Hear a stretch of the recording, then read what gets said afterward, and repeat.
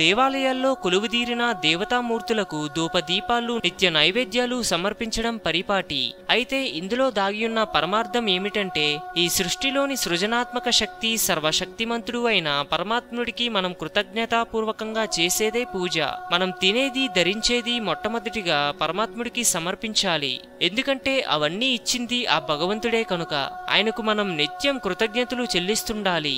ఆ కృతజ్ఞతా చెల్లింపు అనేది భక్తుల మనోభావాలను బట్టి ఉంటుంది. కొందరు పూజలు ప్రార్థనలు భజనలు సత్సంగాల రూపంలో, ఇంకొందరు దాతృత్వాల రూపంలో తమ కృతజ్ఞతలు చెల్లిస్తుంటారు.